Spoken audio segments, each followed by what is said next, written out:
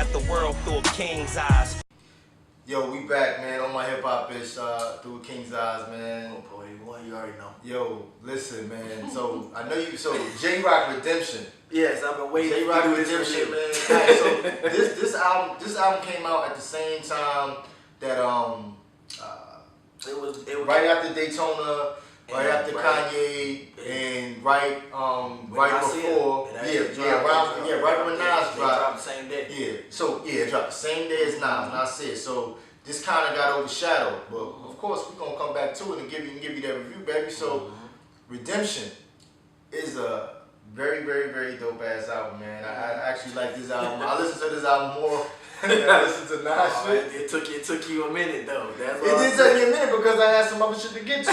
Come on, what you think? I was listening to J-Rock for Nas? No, I'm not saying that. But Hold up, but I think we might be wrong about that because I think this dropped when Kanye dropped. Yeah, it might have. But it still took me a minute to get to it. Yeah, it dropped the same day Kanye dropped. Everybody was saying, yo, that J-Rock hard. I'm like, all right, cool. I'm gonna get to it. I don't want to one of the people told me. I finally got it. My brother told me about it too. My brother like, yo, you heard that J-Rock? That shit hard. Shouts out TDE, man. Word. So, first of all, man, alright, the standout records for me on this joint, of course, is OSOM with J. Cole. Definitely. I fuck with Broke. Yes, my favorite. When is that motivational record for me? I fucks with that. You know what I'm saying? That's like one of my favorite joints. What's that? Tap Out. You like? What's the one I was just playing? No, you like Knock It Off. Knock It Off. Yeah, knock it off the door. Knock it off with the cash shot. Yeah. That's like one of my favorite records. So I play that joint on repeat, man. Let's get into it, man. What's up? So, man, first of all, welcome back, J-Rock, man. So, I'm going to shout out my cousin Akil, our family, because he's a big J-Rock fan. Yeah, I wish he was here. Have him over here for this, he should have did this one with us, man, but we're going to get him in here eventually, man. But, yo, this is definitely, he wasn't the one who put me on to J-Rock, but he's just a big fan of J-Rock, man. Shouts out TDE, definitely. But for me, man, since we're going to records, For What It's Worth is one of mine. I like the production on it. I like that slow joint on it, kind of joint. I like Knock It Off. I like OSOM, of course. Broke is like one of my favorite songs because that one's one of the ones that I think everybody can relate to. You've been broke before, man, you know, and he just give you them options. The Wild Freestyle is something I like because Kendrick, of Take course, us back to the Red Camaro. when Top Dog had that red Camaro back in the day. But man, the Wild Freestyle definitely Kendrick. You ain't gotta say no more, just say Kendrick. And then Redemption, I like SZA. Man, SZA right now is one of the chicks in R&B, like Anderson .Paak is the male, kind of giving us that new style. Yeah, I like SZA's writing, man. And I've been checking her out too. Like that chick, her and SZA, chicks like that, like they kind of bringing that, like that nice. Yeah, I like the way they write. Yeah, the way they write is dope. And then of course Win. I like Win too. Win is one of them songs. Win. If you feeling bad, put that song on, bro. Listen, like I'm telling you, that'll get you through your little 3.5-mile run quick. Yeah, I was about to say that's a great workout. Yeah, definitely. Some of the other joints, I just felt they were more like either shouts out to your neighborhood type joints, or either more like club joints. So Tap Out for me wasn't really like I mean, it's a dope joint. It's like gonna be one of them joints you play in the club and chicks gonna love. Right. King's Dead. If y'all look at some Black Panther soundtrack, you already know this on there. It was that song, that led up to. So that was one of them. What you think about the Future record though? Alright, so let me tell you how I got put onto the Future record. Yeah, that's King's Dead. Right. So I'm taking my family out of town for spring break. This was in March. Yeah. We're driving to South Carolina. We went to this beach, Edisto Beach. Shout out to Edisto Beach. Beautiful beach, nice beach. secluded away from everything. It's not Myrtle. It's not Myrtle. Right, it's not Myrtle Beach, but it's its own island. You know what I'm saying? So we went there, and we playing it. And of course, I'm like, okay, I'm driving, and I hear the song. I'm like, okay, this is new J-Rock. All right, cool, no problem. And then I hear Future. I'm like, what? Future and J-Rock? And then my kids in the background is, I'm like, what the fuck is he talking about? But they know this shit. You know what I'm saying? Like, what is he saying? Like, yo, don't know what he's saying.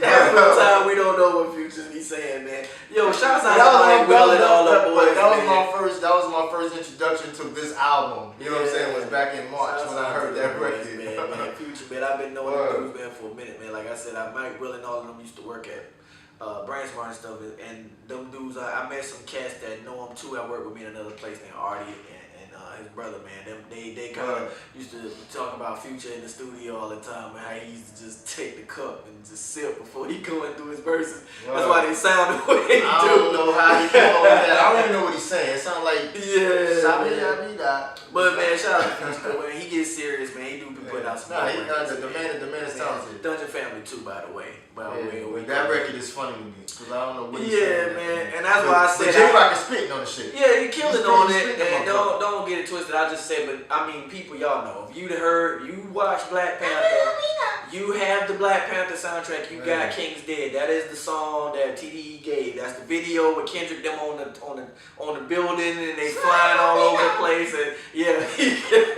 Future saying whatever he's saying on it. But I mean, all in all, man, you know, J-Rock back again.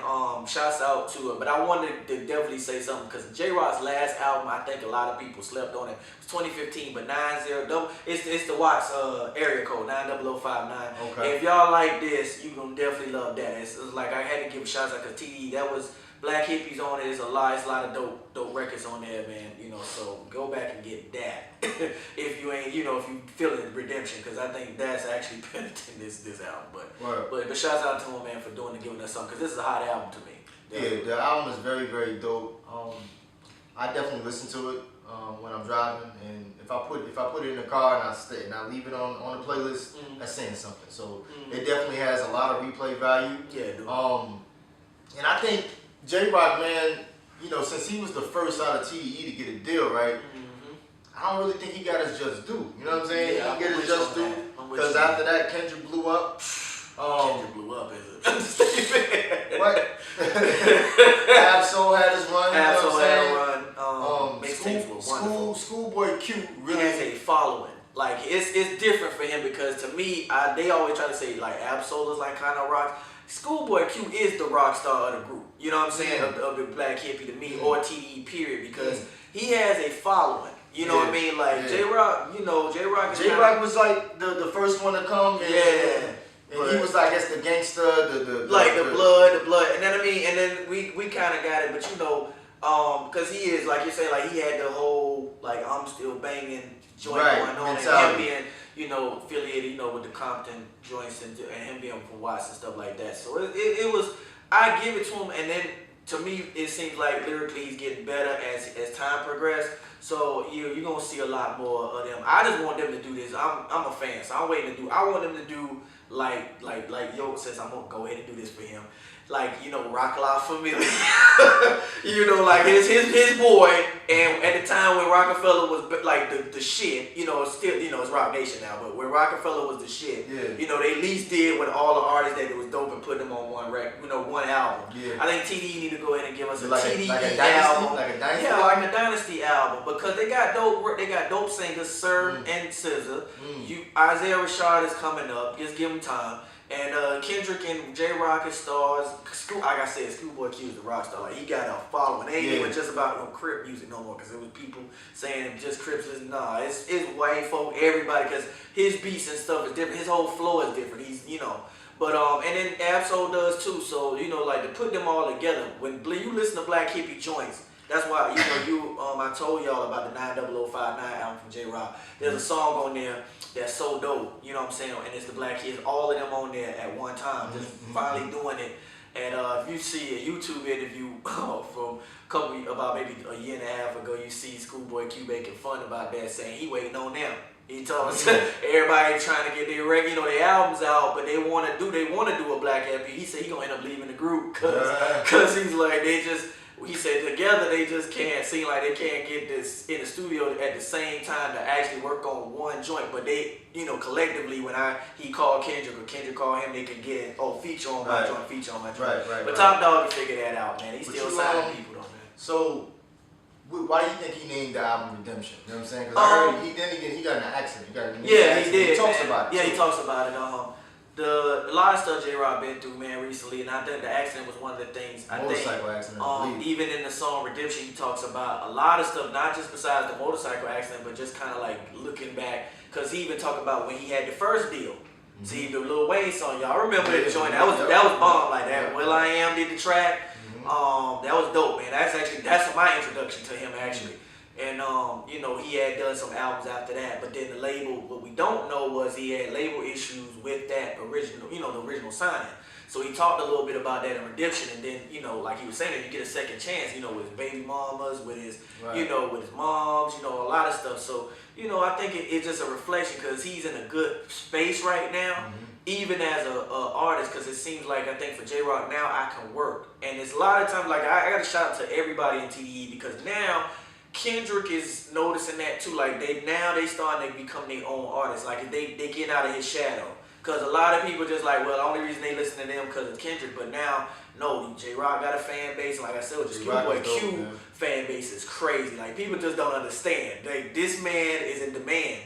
They even asking him now when the album dropping. But he's a perfectionist actually. He's saying like he ain't like what he listens, so he's going back, they redoing it. So that type of stuff. So man, you know, like shouts out to them. But I think for him, it's kind of like a redemption to everything, because he feels like this time around, he's doing things better. You know what I'm saying? And the album reflects on it by the songs. Like, he's not getting caught up. Even like I was saying, for what it's worth, one of my favorite joints. He's giving you issues like, you know, he got to worry about, he's still banging. He was recording, but he still was banging.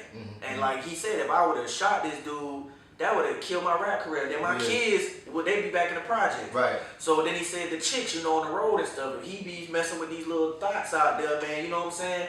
He could get somebody pregnant, now his money gone. So, you know, like those type of songs, you notice this is like, you can see what he was dealing with. So I think all the collective, that's why he's saying it's redemption. And he's in a better space. He's learned the game a little bit more in the industry, and that's why he's winning. That's why they whole team winning, bro. Right. You know what I'm saying? Have you seen the video for OSOM? Yeah, I did. The video for OSOM is kind of crazy. Let's break that down. That's featuring J. Cole.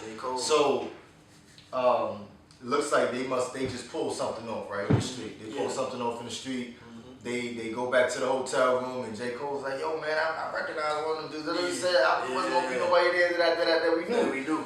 And then it's just crazy. I guess now they start the day right after that. They split the money. They said, okay, we're gonna split this up. We're gonna take this, and then we're gonna go. J-Rock goes about his way, J. Cole goes about his way, and then they end up meeting back up that night, and they both talk about how they was crazy. You know what I'm saying? How they, you know, and then they got their ass lit up. You know what I'm saying? That's what made me. I was like, whoa. Yeah, I was like, whoa. But you know, out of sight, out of mind, and then if you listen to the lyrics of it, you know, both of them talking about things like people when J-Rock's kind of referring to like when he first got in the game. You know, everybody hand out, you know, your family, friends, the hood. Now everybody like, you gonna really represent this bang, you gonna bang and whatever for the culture, for the blood culture and all of this, and you know, put a lot of pressure on them dudes. You know what I'm saying? And J. Cole did his to like kind of still intertwining with his album, because he was talking about, you know, the fact that the pressure being so hard on his issues with the using of the, you know, the pills, and you know what I'm saying, have to try to medicate, you know what I'm saying. Again, once again, it's kind of talking about that, and it's just saying the best thing for them is out of sight, out of mind. If they don't see me, if I'm not with them, if I'm not around these folk, then these pressures won't be so much. It's like, but you know, if I ain't had this, if you didn't see me with this money, you didn't see me with this fame, y'all wouldn't even be calling me, you wouldn't be checking on me.